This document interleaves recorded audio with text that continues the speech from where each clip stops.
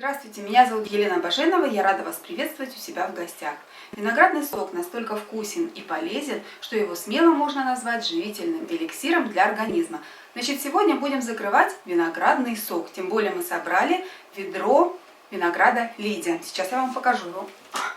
Тяжелый, в руках держать невозможно.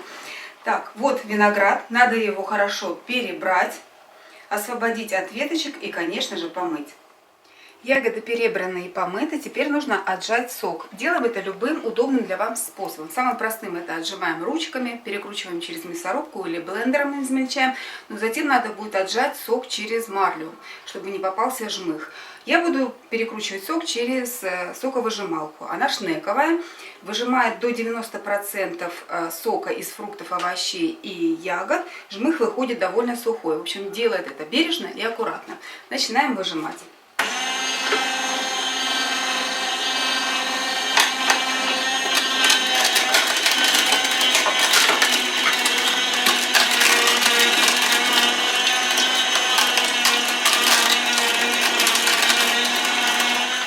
Со всего количества винограда у меня получилось вот столько вот жмыха. Из него можно будет приготовить компот, то есть добавить воды и сварить компотик. Так, попробуем, какой у нас сок. Он такой вот цвета, наверное, выжатой вишни.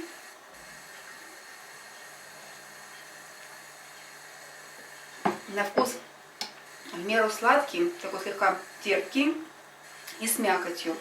Так, у меня получилась вот одна большая кастрюля сока и вторая.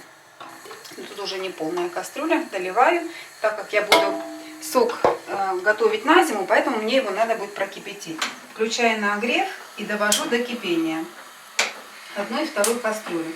И тем временем я стерилизую, у меня будут бутылки, я их закрываю, бутылочки, а внизу крышки. После того, как сок закипел, снимаем пену и провариваем минут 5-7. Разливаем готовый сок по бутылкам.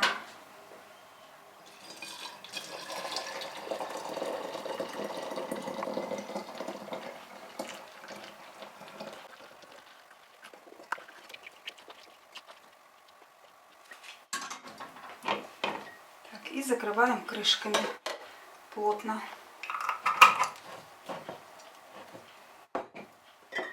Из ведра винограда у меня получилось почти вот 6 литров виноградного сока.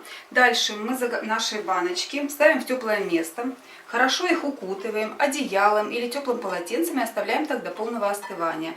После этого наш сок хранится при комнатной температуре. Если вам понравился мой рецепт, ставьте лайки. Подписывайтесь на мой канал и не забывайте нажимать на колокольчик. Готовьте с удовольствием и удачных вам заготовок!